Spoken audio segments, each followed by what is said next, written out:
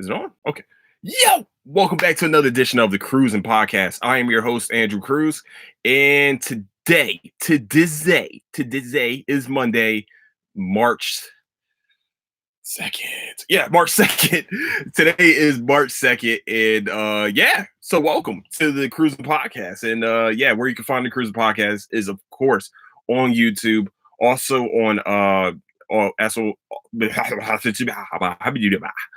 also on Apple Podcasts, also on SoundCloud, Stitcher, wherever you can find your podcast needs. That's where you can find the Cruising Podcast. So with today, where you can find latest updates of the Cruising Podcast is on Instagram at Cruising Podcast, and also on Twitter, which is at Nicetown Finest. Also, come follow the group on Facebook, which is the Cruising Podcast. You know, join the community, say what's up. You know what I'm saying? Say what's up. Say what's up. What's up with it? You know what I'm saying? That's what we're gonna do. So today, I wanted to talk about sports. Oh my goodness, I'm sweaty. Golly, what is going on here? Just got done getting a nice little workout in. Oh, first, I want to say this. My homeboy, one of my good friends, his name is Mario. This is his company. Shirt, this thing's a little tight for your boy, because you know I've been getting swolsive. But Virginia's Beast Mode Training. He is a personal trainer in Virginia, so in Virginia Beach, in the Virginia Beach area. So go check it out. Go check him out. His name is Mario Fortune. On I think he's on he's on Facebook. But hey man, send him a holler. And if you know what I'm saying, if you want to just tell him where you came. I was listening to Cruising Podcast. I'm in Virginia Beach. I'm trying to get swole for the summer, trying to get these ladies. Actually, for real, I think I've seen them train more females than males.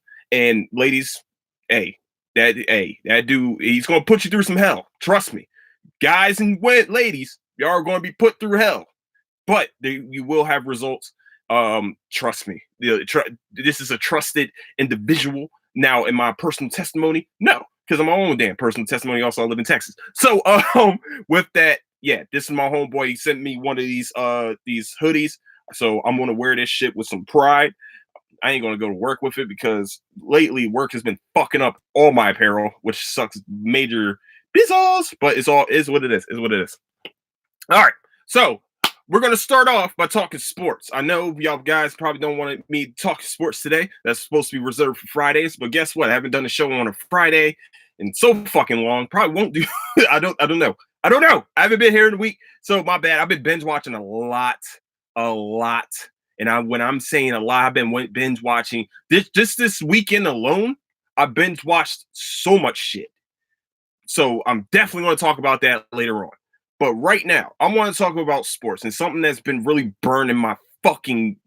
It does. They do this every year, and I don't know if I talked about this last year. I might have even talked about this 2 years ago. But this is irritating as fucking, and it has to be brought up because it's Black History Month, and that was last month. I know this month is Women's History Month, but I want to go back to Black History Month real quick. The NFL has given this stigma to Black athletic quarterbacks for a very long fucking time. And it irritates me. It's irritated me for forever. It still irritates me to this day because every time these scouts see a Black athletic quarterback, they want to say, oh, well, maybe he should be a wide receiver. I don't think he's going to be a good quarterback because he's not smart enough. He's not deadly accurate. He's not like he can't read a play or not read a play. He can't read the defense. He can't do this, that, and the third. And they always try to find the cons in having a Black athletic quarterback. But here's what I'm going to say about this. Super Bowl champion this year was Pat Mahomes. Now, Pat Mahomes is very light, but he's still Black. He's still considered Black. If he gets stopped by the police, he's still going to be considered Black. Pat Mahomes is a very athletic quarterback that has a rocket arm, and he's reading defenses, and he just won the Super Bowl. Also won the MVP last year and had 50 touchdowns and like 10 rushing touchdowns, some crazy number of rushing touchdowns also. This year's MVP was Lamar Jackson. Lamar Jackson 2 years ago, which really pissed me up, which really started like really pissing me off, was that Lamar Jackson won the Heisman Trophy in college for for Louisville. By the way, he played for Louisville and won the Heisman Trophy, and then also the next year had better numbers. Just the only reason why he wasn't even, considered the Heisman Trophy winner that year is because Louisville had a really bad season. Lamar Jackson this year won the MVP. When they said Lamar Jackson's not deadly accurate, we don't know if he can read defenses. He's super athletic. We should make him a wide receiver. And also, he's only 210 pounds. I've never seen a 210-pound quarterback win a Super Bowl or win or actually do well in the league, because Doug Flutie was 210 pounds, and Doug Flutie was over 6 feet. He wasn't, but is what it is. I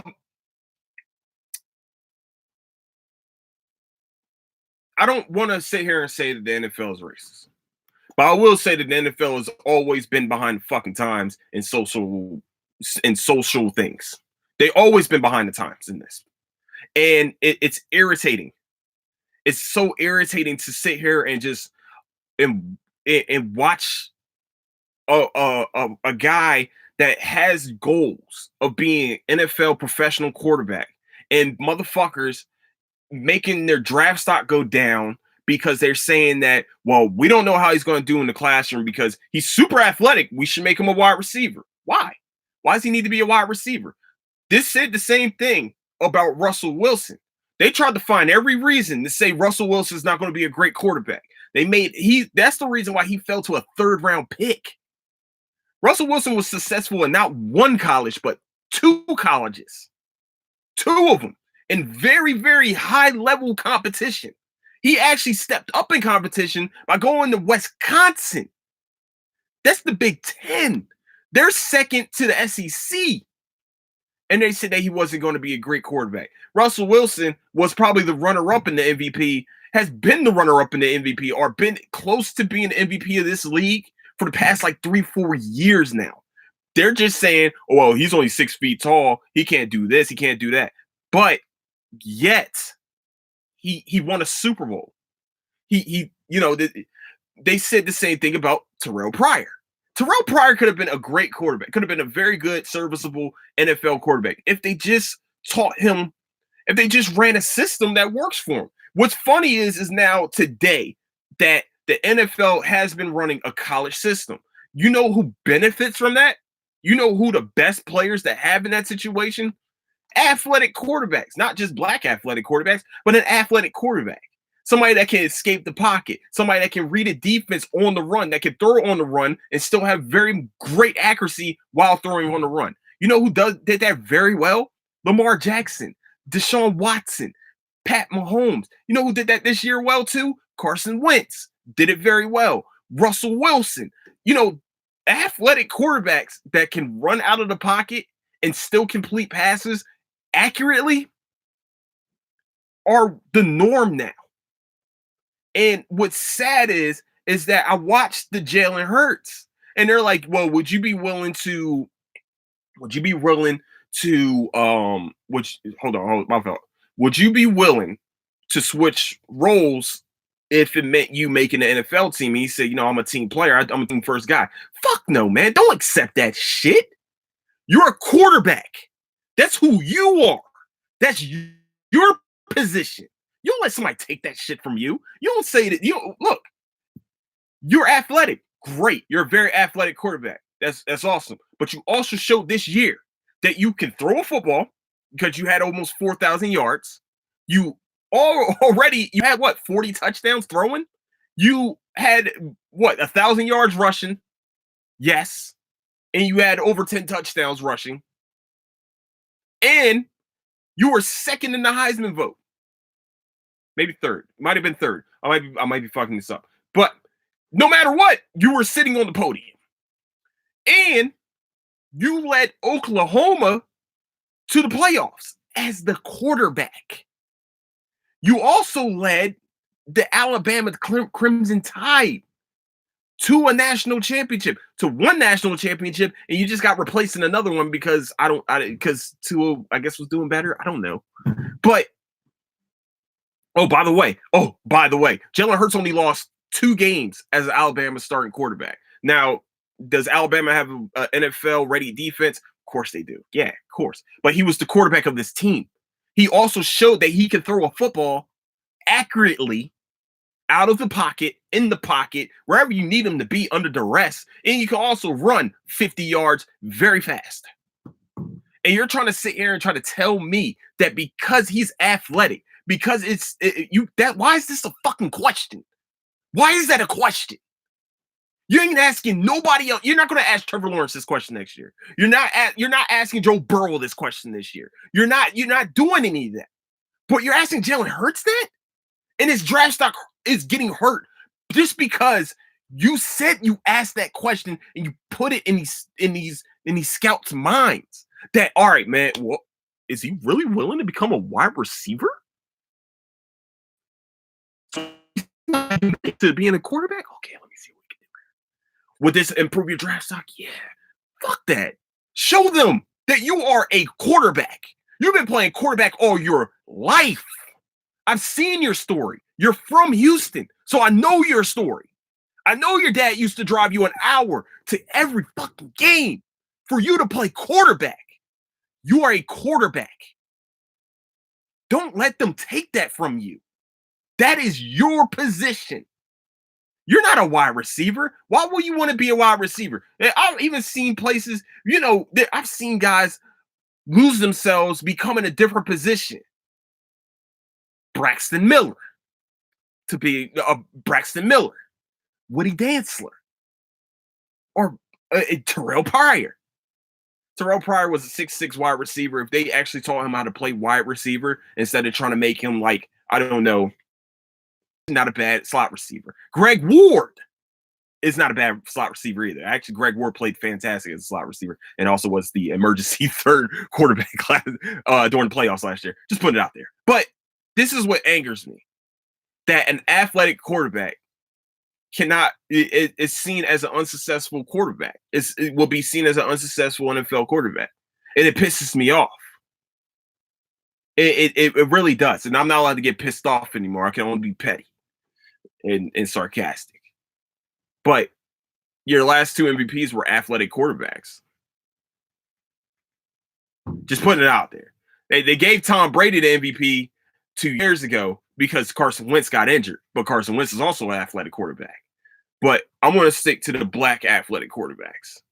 And it seems like every year around this time, a.k.a. Combine time, a.k.a. the slave trade Olympics.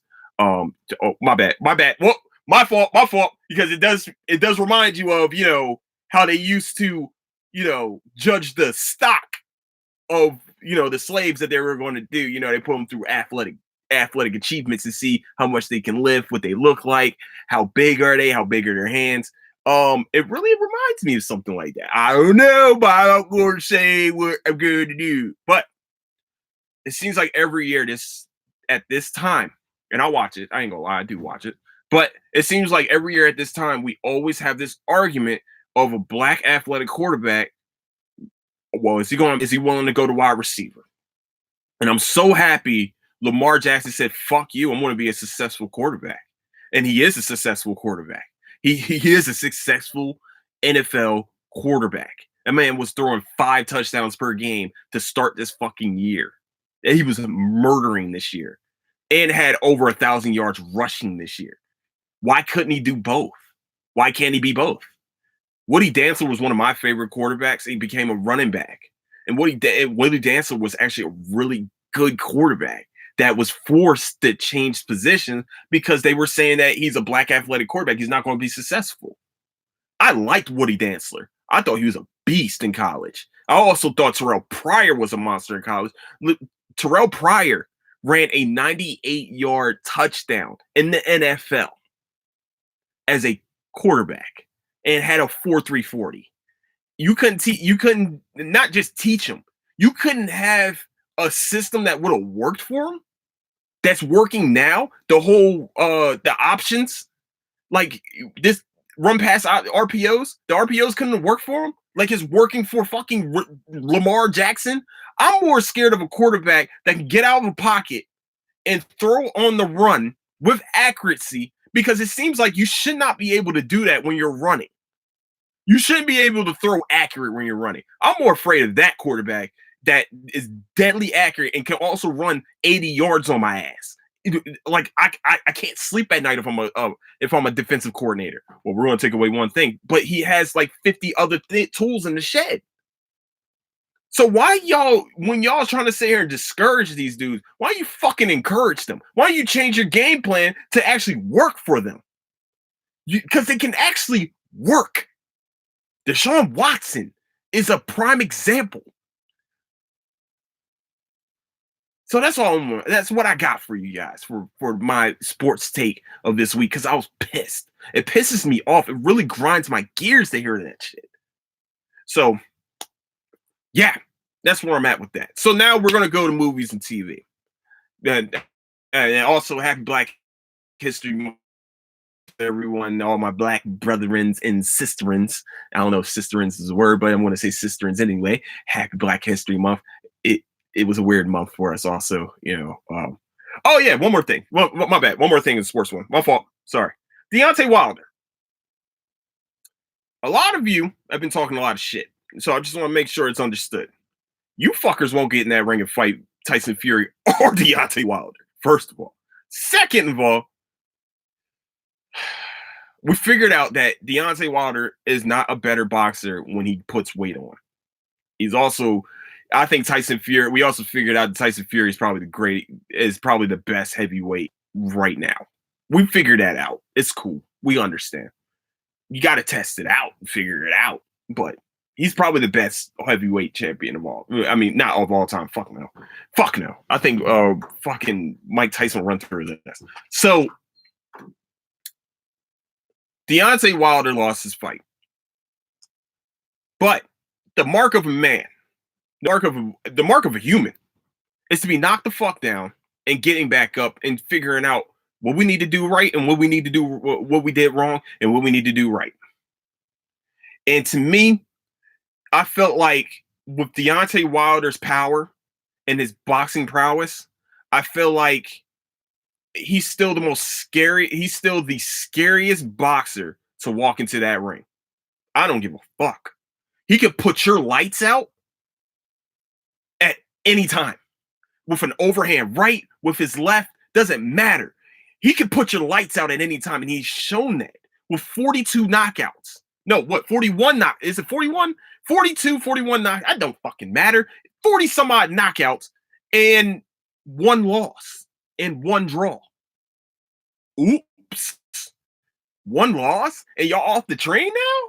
Shut up. I hate when people are starting to get into a new sport like boxing and don't understand what Deontay Wilder has done for the sport of boxing. You don't understand that as Americans, that man is not represented right. Think about this. Every great heavyweight champion has been supported by boxing fans, except for him. Dude, y'all don't understand that. You ain't gonna see that. As soon as he loses, y'all like, well, we're off the train now. So, I mean, we've been off the train, so fuck him. Deontay Wilder has been knocking people the fuck out all over the place. And not only has he been knocking people the fuck out, he's been ending careers. To me, he is doing what Mike Tyson did in his career. He's ending careers. Robert Brazil. When's the last time Robert Brazil has fought? When's the last time Robert Brazil has fought? Now, Ruiz came back and he fought him again for the second time. Got knocked the fuck out really bad this time. When's the last time you heard Stavern fighting again? A lot of people that Deontay Wilder has knocked the fuck out, we don't hear from them again, boxing wise. They might be fighting in like backroom brawls or something like that. But don't forget that Tyson Fury is still one of the best technical boxers out there right now, next to Lomachenko. Tyson Fury is one of the best. But don't forget, that on July 18th, I think it is, July 18th or 19th, they just scheduled the trilogy fight. I know a lot of people are like, well, I don't want to watch the third fight because it seems like Deontay has lost every round. He's lost every round to Tyson Fury. Just remember that no matter what, Tyson has a chance to get knocked the fuck out in this fight. He has the potential of getting knocked the fuck out. And when you put a pit bull in the corner, I don't know what happens to you, but I've heard what happens to you when you corner a pit bull. They decide to start biting back. And the only thing I don't like about what Deontay Wilder has done since losing this fight, don't make excuses. You lost the fight, you lost. It is what it is. You got beat. You just got beat. Not everybody's gonna win. The only person that's never lost, the only couple people that's never lost a boxing fight, a boxing match, is Floyd Mayweather and Rocky Marciano. Sorry, you're gonna lose. You're gonna lose. Hey, 9 times out of 10, you're gonna lose. Oh yeah, Tyson Fury hasn't lost either, but it can happen. Actually, I think Tyson Fury lost the first fight. He was down for 10 seconds, but we're not going to talk about the first fight. We're not even going to talk about. We're going to talk about the second fight. He got thoroughly dominated. Deontay Wilder got thoroughly dominated from the start and starting bell. The only thing I like about what he also has done is a video that he's had on Instagram talking about your king will be coming back or something like that. Nigga, hey, listen to me, man. Hey, listen. You're a great boxer. I like you. You're good. Yeah, I'm a fan of yours. I'm a huge fan of Bomb Squad to this day. To this day. Still wanted to scare. I thought he was going to hurt me through the video when he said that. I was very scared of Deontay Wilder at this point. Maybe it's more fear than anything else. But I also was very scared. I had nightmares about Mike Tyson whenever I seen his serial killer mindset walking into that fucking ring. And to know that he was hypnotized to fight like that scares the shit out of me. Anybody, that can happen to anyone. But Deontay Wilder, I hope he comes back. I hope he comes back as a better boxer, not just a power puncher. Come back as a better boxer. Please work a jab in, set up your combinations, slip and dip, do something different this time around.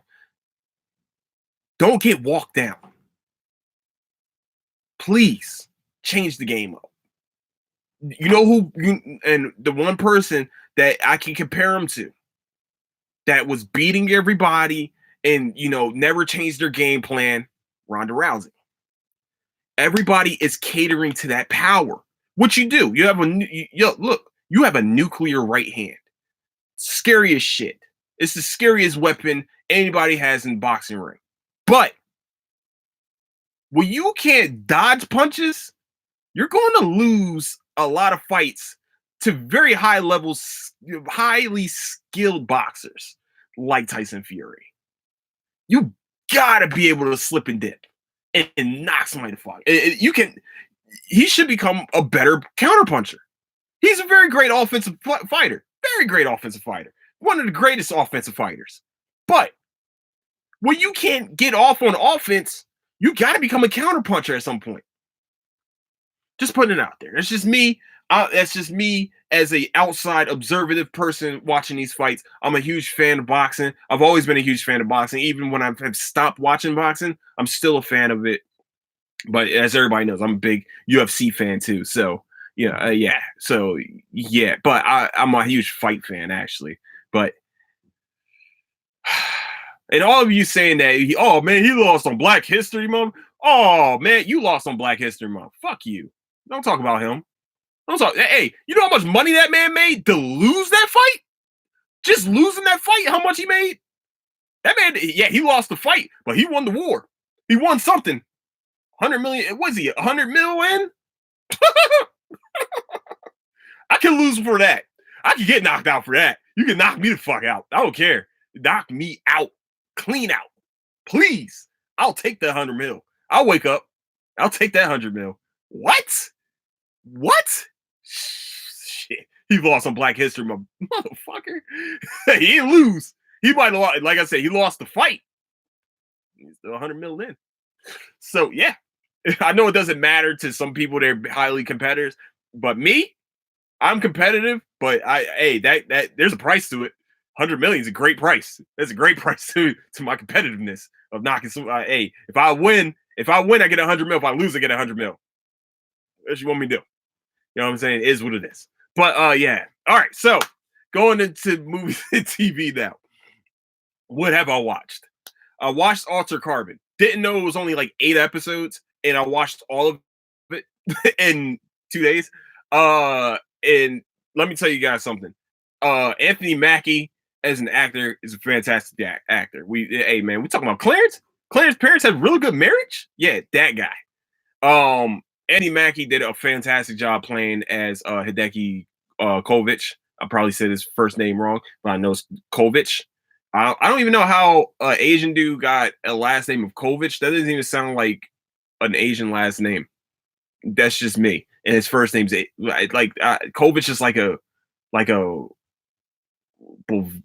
some not Middle Eastern European type last name. That's what it sounds like to me. And maybe it's you could say I'm racist, but I mean, is what it is. My first name is Andrew, and also my last name is Cruz, and I get looked at as, people look at me when I say my last name and they like, whoa, you're black, so how do you have a Hispanic last name? But hey, it is what it is. But Alter Carbon, this season was good. It was good. Wasn't as good as the first season, but it was serviceable for 8 episodes. I thought, it I wish it could have been better. It could have been better. I'm just to know that, like, the setting, the first season, yeah, it was in the same setting, just like this season is cyberpunk type deal, but it just seemed like the storyline was just lacking. It was lacking a lot. We didn't have any like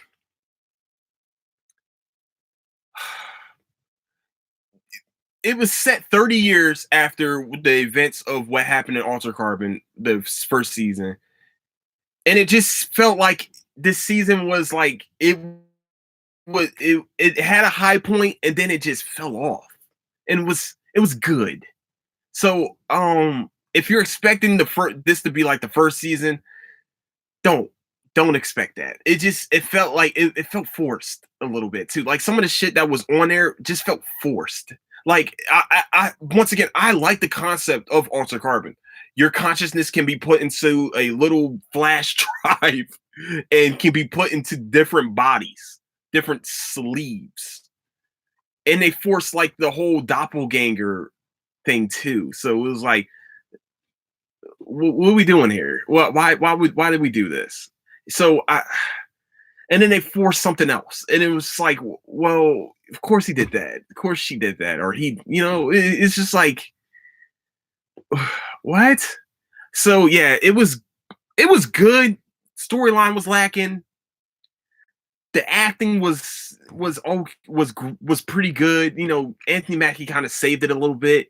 The girl that plays Angela on Power, she annoyed me in this show. Like, why was she? I guess me thinking of her as Angela probably made it bad for me, but it was just like, this could have been better, way better, actually.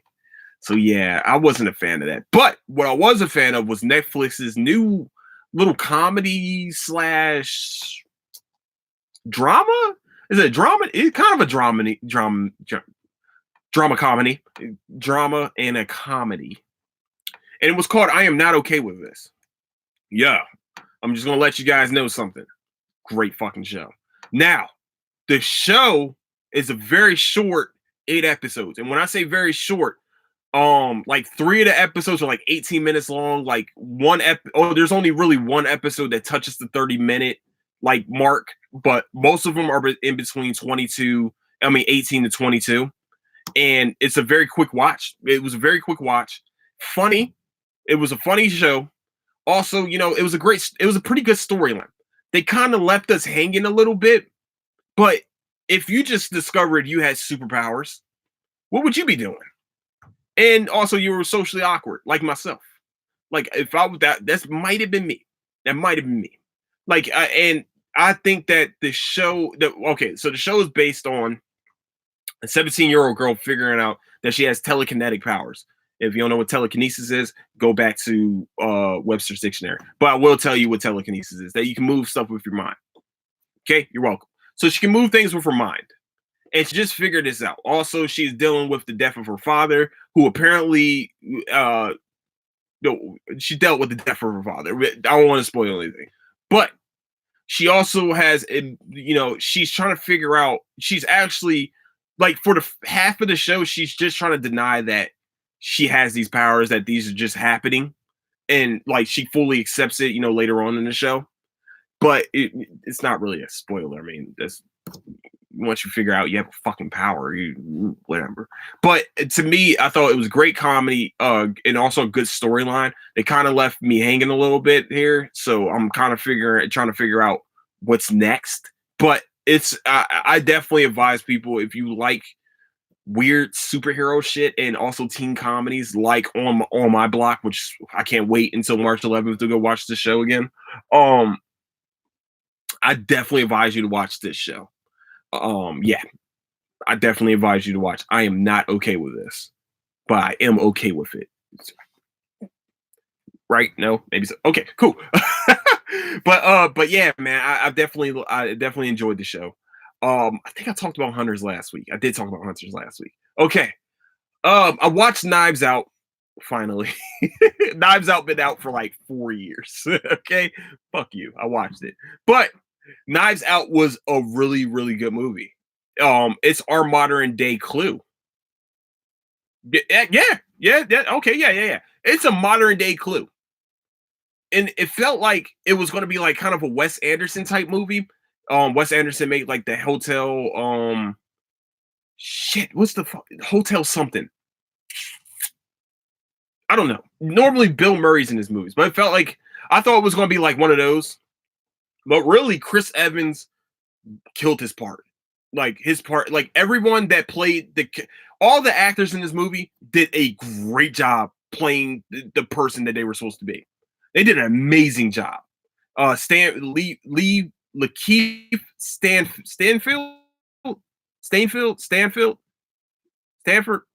One of those two. I know it's Phil. I think it's Phil Stanfield. Lakeith Stanfield, the guy from Atlanta, that's weird but coolest, but probably the funniest character actually on the show. He played a really good detective in this show. I mean, in this movie. And so did what's his name? The new James Bond right now. Oh my gosh. Daniel Craig. Daniel Craig, who I think is English, pulled off a southern accent that you couldn't believe. It was amazing. It was amazing what he did. But Knives Out, like I said, it's our modern solution to what Clue could be. I know they're trying to do a Clue reboot right now. Leave it alone. Don't do a Clue reboot. Leave it alone. Don't do it. This is our Clue. Now, if they came out with a second Knives Out, will it be as good? Probably not. This movie was actually like the twist and everything, the twists and turns of the show. I mean, twists and turns of the fucking movie. I've been talking shows a lot. The twists and turns of this movie will keep you up at night. Not up at night, but will keep you on your toes, man. Like the show really does. I mean, the movie. Fuck, man. I'm done. I'm not even gonna say. I'm not gonna say it again. The Knives Out will keep you on your toes. Definitely go check it out. If you definitely like Clue and you like a murder mystery, check this out. It's a great show. Fantastic. Goodness gracious, I can't put words together. It's really bad. Like somebody needs to, just give me a what are we doing? What are we doing? What? Okay. So with that, I want to say I want to end this show here though, because my mind is going in different places. I'm not different places, but it's definitely 30 minutes. I guess this is where we're at. I can't put words together today. I don't know what's going on. I want to say thank you guys so much for listening to the Cruiser Podcast. I hope you guys enjoyed it. I know I talked a lot of sports today and probably didn't like it. Also, probably some of you didn't like the sports part. But, I got you guys on Wednesday for anime and video games. I'll probably have a couple more movies. And I've been watching a lot of anime. So I got you guys. So with that, I want to say thank you guys so much. Once again, where you can find the Cruising Podcast is on YouTube, Apple Podcasts, also on Stitcher, SoundCloud, Mixcloud, wherever you can find podcast needs is where you can find the Cruising Podcast. Also, in Spotify. Yeah, that's it. Also, where you can find latest updates of the Cruising Podcast is on Instagram at Cruising Podcast. Also at Nicetown Finest, which is Twitter. Twitter. So yeah, definitely go check that out. And with that, thank you guys so much for listening. Don't do anything I wouldn't do. And I'll catch you guys on Wednesday for anime and video games. Yay! Also, thank you once again to my homeboy, one of my good friends, Mario Fortune. Definitely go check out Virginia's Beast Mode training. And get your workout in, get swole up, lose a couple of lose some of those poundage, and get summer body ready. Boy. So with that, thank you guys so much for listening. Don't do anything I wouldn't do. I don't know what the fuck that last part was, but check you guys out. Goodness gracious, don't do anything I wouldn't do. Catch you guys later. Deuces.